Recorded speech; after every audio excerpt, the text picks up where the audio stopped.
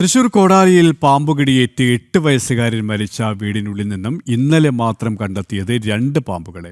ഇന്നലെ അർദ്ധരാത്രി നടത്തിയ പരിശോധനയ്ക്കിടെയാണ് 5ാമത്തെ പാമ്പിനെ കണ്ടെത്തിയത്.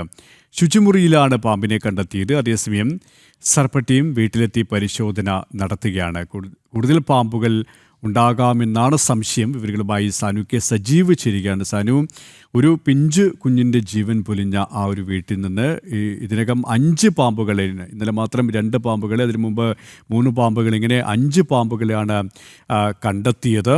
ഇപ്പോൾ ഇതുമായി ബന്ധപ്പെട്ട വിദഗ്ധ സംഘം സർപ്പട്ടിയും അവിടെ എത്തി വ്യാപകമായ രീതിയിലുള്ള പരിശോധന നടത്തുകയാണോ?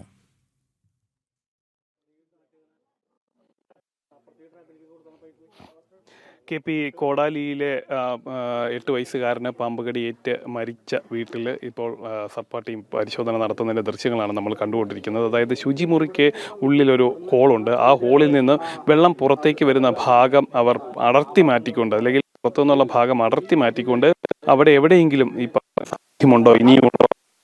വീട്ടിൽ നിന്ന് മാത്രം 5 പാമ്പുകളെയാണ് കണ്ടെത്തിയിട്ടുള്ളത്. ഈ സംഭവത്തിൽ ആൽജോ എന്ന് പറയുന്ന 8 വയസ്സുകാരനാണ് മരണപ്പെടുന്നത്. ആൽജോയുടെ സഹോദരനായിട്ടുള്ള അനൂഷ് പാമ്പുകടിയേറ്റ് നിലവിൽ കഴിഞ്ഞ ദിവസം ICUവിൽ നിന്ന് അനൂഷിനെ മാറ്റി സാധാ വാർഡിലേക്ക് മാറ്റിയിട്ടുണ്ട്. ഒപ്പം തന്നെ മാതാപിതാക്കളോട് അനൂഷ് പ്രതികരിക്കുന്നുണ്ട്, സംസാരിക്കുന്നുണ്ട്, അവരുമായിട്ട് ഇപ്പോൾ ഇടപഴകുന്നുണ്ട്. മറ്റ് പ്രശ്നങ്ങളൊന്നും കുട്ടിക്ക് ആരോഗ്യസ്ഥിതി തൃപ്തികരമാണെന്നാണ് ആശുപത്രിയിൽ നിന്ന് അറിയാൻ സാധിച്ചിട്ടുള്ളത്. ഇപ്പോൾ പരിശോധന നടത്തുന്നതിൻ്റെ ദൃശ്യങ്ങളാണ് കണ്ടു. പാമ്പ് ഈ വീടിനുള്ളിൽ എവിടെയെങ്കിലും ഉണ്ടോ എന്ന് കണ്ടെത്തുന്നതിന് വേണ്ടി പരിശോധനയാണ് നടത്തുന്നത്. സാനു, ഈ കഴിഞ്ഞ ദിവസങ്ങളാകെ 5 പാമ്പുകളെ കണ്ടെത്തിയിട്ടുണ്ട്. ഓരോ ദിവസവും പാമ്പുകൾ ഇങ്ങനെ വീടിന്റെ ഉള്ളിൽ നിന്ന് പോലും കണ്ടെത്തുന്ന സാഹചര്യം. അതുകൊണ്ട് തന്നെ കൂടുതൽ പാമ്പുകൾ അവിടെ ഉണ്ടാകാൻ, അല്ലെങ്കിൽ പരിസര പ്രദേശങ്ങളിൽ ഉണ്ടാകുമെന്നുള്ള നിഗമനത്തിൽ തന്നെയാണ് ഈ ഒരു സംഘം, അല്ലേ?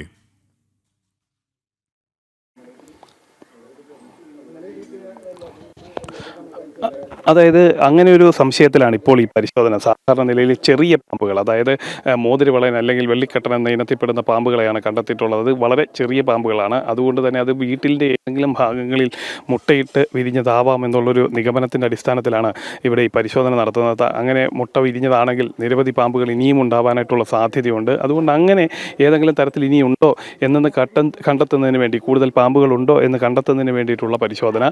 ഒപ്പം തന്നെ ഈ വിടവ് സാധാരണ ഇത്ര ഭീകരമായിട്ടുള്ള ഭയങ്കര ചൂട് ആണ് അനുഭവപ്പെടുന്നത്. അത് മാത്രമല്ല, ഇവിടുത്തെ ഒരു ഭൂപ്രകൃതി അനുസരിച്ച് നോക്കുമ്പോൾ ഉയർന്ന ഒരു വലിയ മലയുടെ താഴ്വാര ഭാഗമാണ്.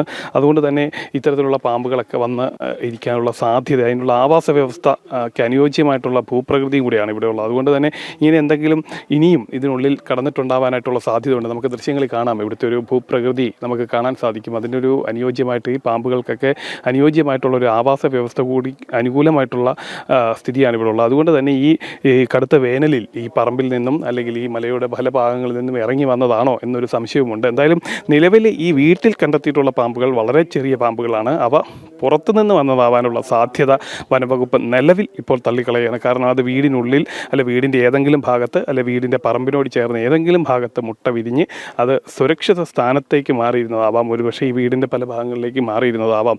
ഈ ആൽജോയെയും അനൂഷിനെയും ഒക്കെ കടിച്ചിട്ടുള്ള പാമ്പ് അവർ തലയണ, അതായത് കുട്ടികൾ കിടക്കുമ്പോൾ അവരുടെ മെത്തയ്ക്ക് സമീപം, തലയണയ്ക്ക് സമീപത്തായിരുന്നിരുന്നത്.